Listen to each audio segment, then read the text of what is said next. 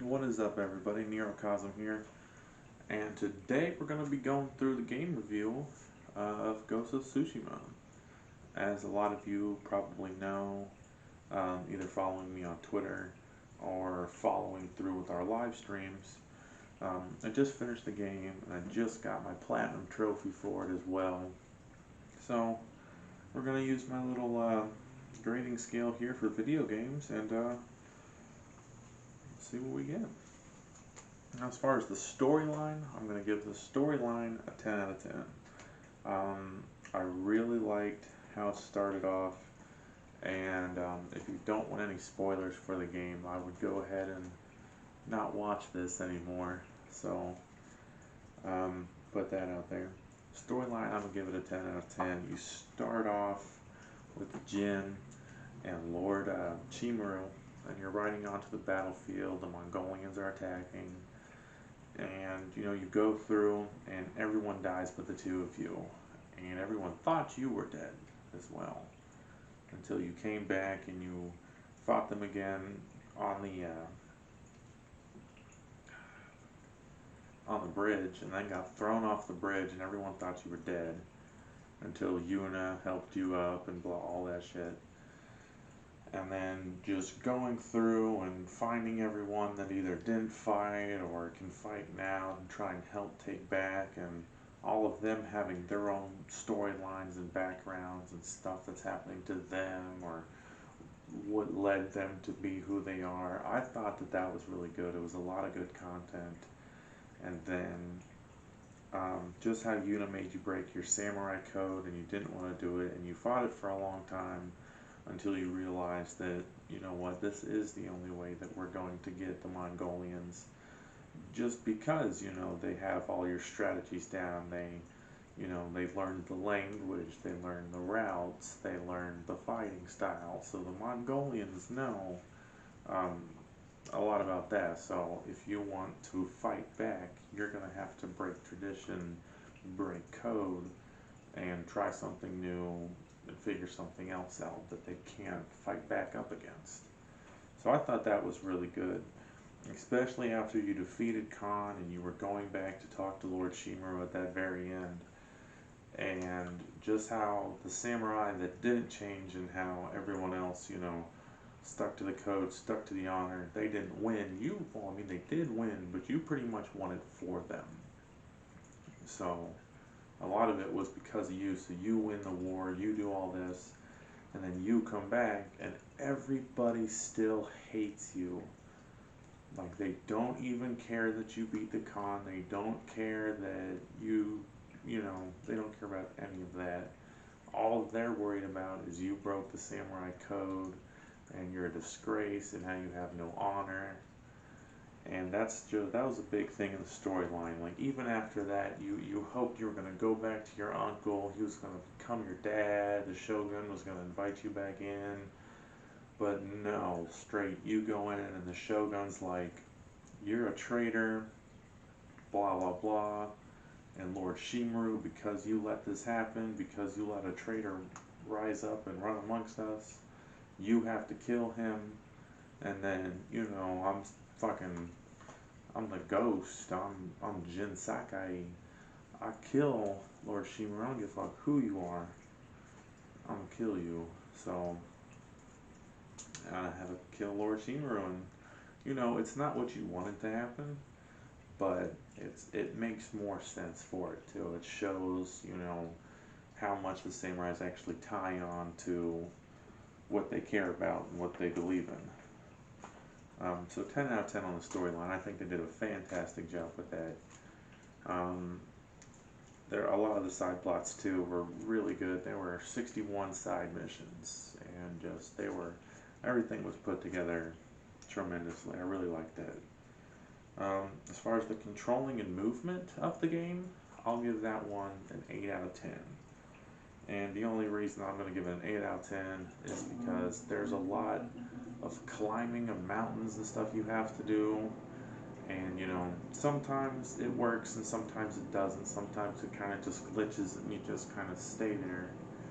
Um, But other than that, I didn't have any problem with it. I even like the swimming in this game, and the swimming is annoying. I really hate it in a lot of games. But the swimming in this game was good. I had no problems with it. Um, the fighting gameplay in it, I really like that a lot too. As far as the movements for that, and being able to dip and dodge and, post stance.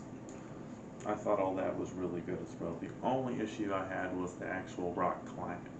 Not even when you were doing the shrines and you had to like jump to this ledge or grappling hook this. It was really just the climbing of the rocks that I had issues with. Where it wouldn't let me drop down anymore or anything like that, or would stick on jumping me over. That's about it. Um, Graphics in the game, I thought the graphics in the game was beautiful. I like the blood splatter when you kill people. I like how when you run through the mud, it's all stuck to your legs and all splattered everywhere. And how they took a lot of time not to make things, out of place um, on the game. I really enjoyed that. Um, there's a lot of games where things would clip through if you had them together. Nothing really does that either. They did a good job of keeping everything off each other, or not allowing certain things to be worn together. So it didn't do that. So I'm gonna give the graphics a 10 out of 10, especially when you reach one of those high mountains and you can just look around and you see the smoke and you see it raining and you see fires burning over there. I think they did a really good job on that. So 10 out of 10 on the graphics. Weapon switching and the weapon change on games that have multiple weapon slots. I'm going to give it 8 out of 10 on that. And the reason I'm going to go with that is simply because of how many buttons there are when it takes to do that. If you want to get this bow for this arrow, you got to click this button and click up on this pad, and then you got to circle your A, X, O, and triangle for which arrow you want for that. And when I'm in a quick battle, it's not really easy to do that because it doesn't slow anything down. I have to do that and still be fighting at the same time. So my ability to change to something while I'm trying to block an attack and while I'm trying to attack other people, it doesn't work out very well on that. So 8 out of 10 for that. Dialogue in this game. Now, if you followed my gameplay, I chose the Japanese dialogue with English subtitles because I want it to be an authentic game, but still understand it. And I'm going to give it a 10 out of 10 on that because I like the way that they address each other with everything. I like how they use the proper pronouns in Japanese because there's a lot of them. Depending on your status. So I enjoyed that. And I also enjoyed the very specific that Khan went through because when the Mongolians came, they don't speak Japanese, so the two of them did not understand each other. So for Khan to sit his men down and, go, okay, so here's what we're going to have to do.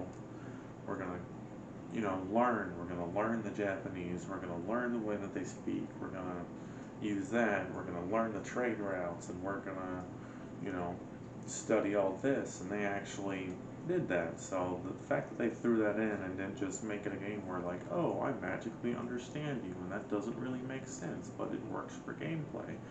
They actually went through and explained how that happened and how they did that. So 10 out of 10 on dialogue. I think that was really good. Now collectibles in the game is going to be our next thing. Collectibles, 10 out of 10. Me going through and doing the collectibles, it didn't get boring. It's not just like, oh yeah, run up, grab, dip.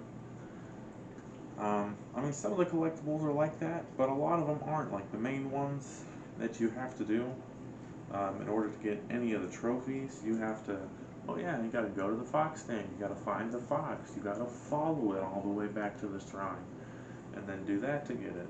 Or the bamboo strikes, you have to actually, play and do something to get the collectible, or sing with the haikus. Um,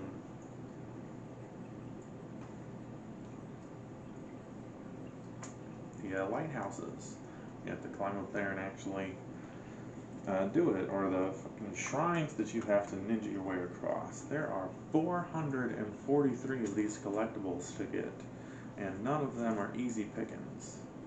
So, I really like the collectibles in the game. 10 out of 10. Map size and ease of direction. I'm going to give it a 7 out of 10, and the reason for that isn't because of the map size. I actually really liked it. I thought that was perfect. The only problem that I faced was your tracking guide is the wind, so you have to follow the wind, and the wind has led me to the cliff of a mountain and to my death many of times. So I think maybe having wind guide you isn't something that is good. I didn't like that. Targeting ability, also 7 out of 10, because when I'm in an actual fight, it's not that difficult. But if I'm doing any of the special, like one moves, sometimes I'll like go towards the enemy and it'll like miss him, and I'll go like right beside him. And I don't know, sometimes that doesn't make sense to me. So yeah, there's that. 7 out of 10 for that. Camera angle. Camera angle gets 5 out of 10. Because I don't know how many times I've been fighting an opponent and it shifts over and I'm like, the camera will be like inside the house looking at the wall, or I'll be like underneath a thing and it'll just show me the wall instead of, you know, me being attacked and the guys that I have to fight. So, didn't really like that too much. Camera angle during fighting was horrible in the game. I did not like that. So anytime I try to fight, I try to run into an open field so there's nothing to cut the camera off or any of that. Customizability. I loved it. 10 out of 10. You can customize what your big bow looks like, what your long bow looks like, what your sword looks like, what your hat looks like, what your mask looks like. You can choose what clothes you're wearing, and then you can customize what color they are and different things, and you can upgrade it to make it look like different things. So the amount of customization that you can do in the game is phenomenal. So really the only thing that I had too much issue with was the camera angle and targeting enemies and, you know, your sense of direction. Overall, that gives this game an 85 out of 100, so it only earns a 4-star rating, but as far as fun to play, I thought the game was amazing. It was definitely, I want to say, my favorite game to play. It was the game that I enjoyed the most, doing anything with it or whatnot. So, got 4 out of 5 stars on our rating scale, but it's a high 4. I think it's about 4 points off from a 5-star game. So it was really mostly the camera angle that just affected it. But other than that, I had no complaints really. So I'm very excited for when the new DLC, I think it's called Legends, comes out for it for co-op. See if they update it or anything, and see how any of that goes, and then maybe do some stuff with that. But for right now, I highly recommend Ghost of Tsushima. I thought it was an amazing game. Going through and getting all those platinum trophies was really fun. I enjoyed the shit out of the game. But on our gaming rating scale, it gets a 4 out of 5. So there you go. The next game we're going to be playing is Rain World on our channel, and Rain World is a 2017 game. It's a little indie game made by Video Culture and published by Adult Swim.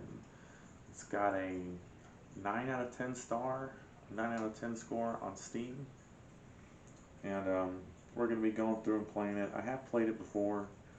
We're going to be playing as the survivor, and because the game's really difficult. We want to even out the gameplay and do another trophy hunt.